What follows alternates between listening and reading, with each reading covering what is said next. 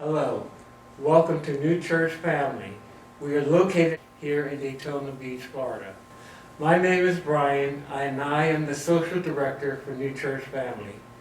We are pleased and happy to announce, as of August 2020, we have hired our 10th pastor for this church. Our church has been in existence for 34 years. Our pastor that we have hired is Reverend Bill Dunlap.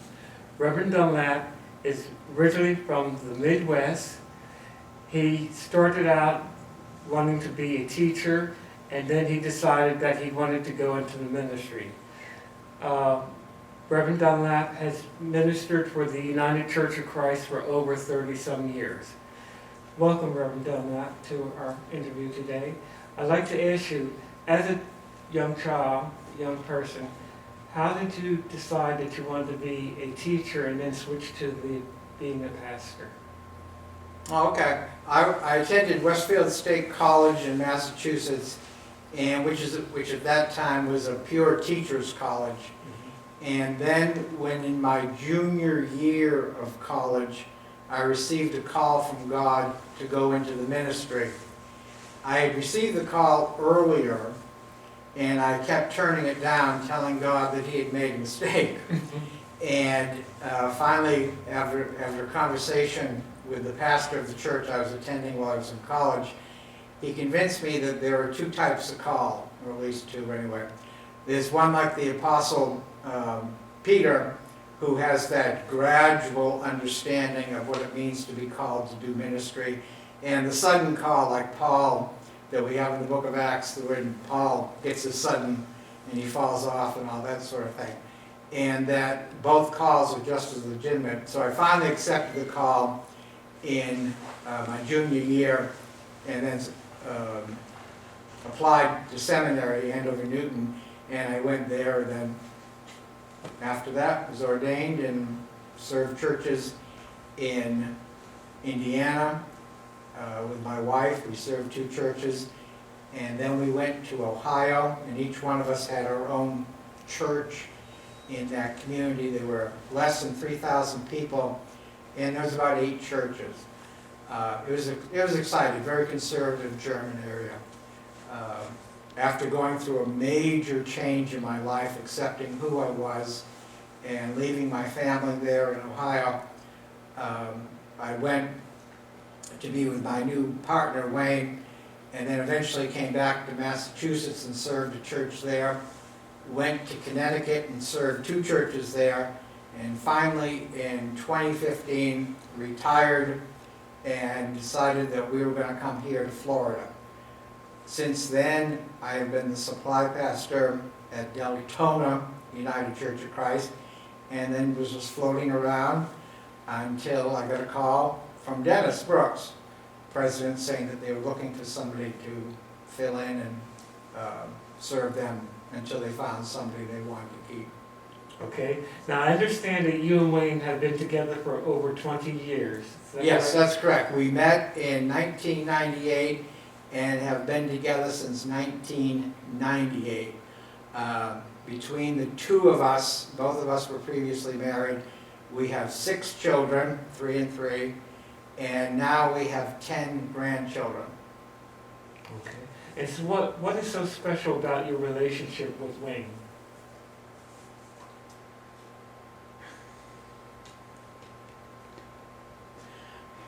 Well, there's a lot of things. He is the one of my best supporters. No matter what has happened in any of the churches, and if I say, I think it's time that we leave, he'll say, I could have told you that a long time ago. But he's always followed me. And he wanted to move south. He wanted to move to warmer weather. So God said, okay, you can move from Massachusetts to Connecticut. And I said, well, God answered your prayer. We moved south. But this time, we actually really did move south. Wayne's intelligent. He's very crafty. He makes my stoles. I have close to 200, most of which he has made. He made other things, wants to give to the church. He's an absolutely great friend. As I said, he's my best supporter. And if you ever want to make an enemy, say something nasty about me. Okay. He'll take care of you. Sure. Now, with the epidemic that we're facing, what do you see as what is your vision for this church during this time of the epidemic?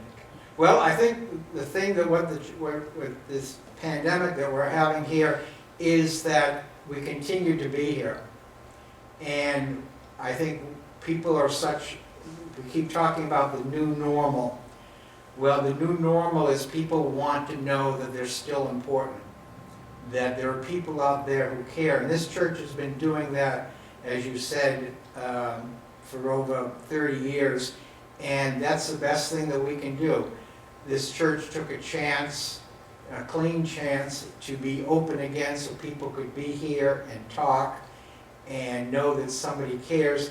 And since we are still following the clean rules very thoroughly, that people still have an opportunity to look and see a human being and know, even though there's a distance between us, to know that somebody is caring. And that's the best thing that this church can do, and it's doing it quite well. Okay. And how would you increase the membership of this church? I think people will increase their membership because you and other people will say, we're still open now. There's a lot of churches that are still closed, and you say, our church is open. And, okay, eventually other churches are going to open too, but do you have a question?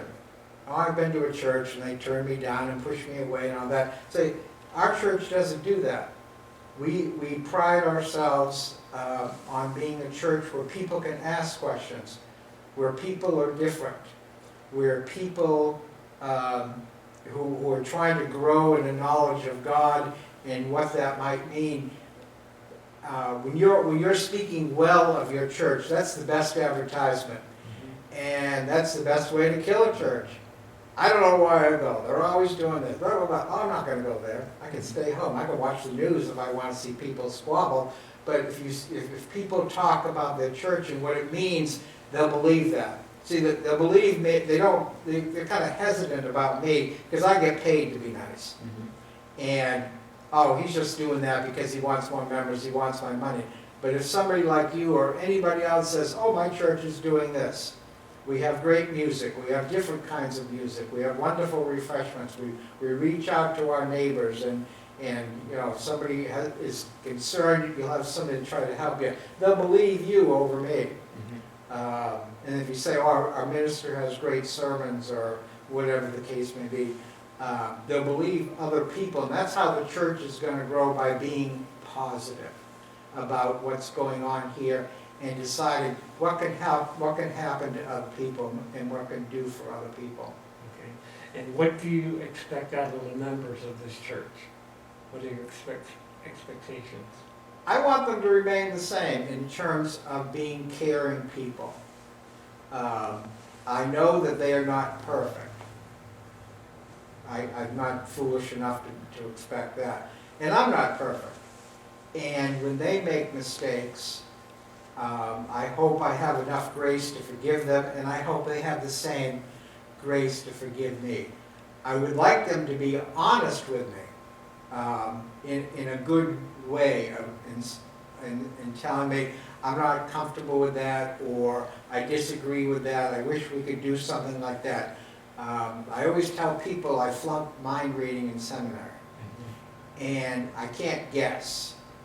And if you're telling somebody down at the Publix that you're upset, that's not going to get back to me. I'd rather have you come to me and say, can I talk to you alone? And I expect you to treat me with respect, and hopefully I'll treat you with respect as well. Okay. Very good. Well, thank you for this interview today, and we wish you well. Again, we're very pleased and very happy to have you as our pastor of New Church Family. Well, thank you very much. I enjoyed this. Okay.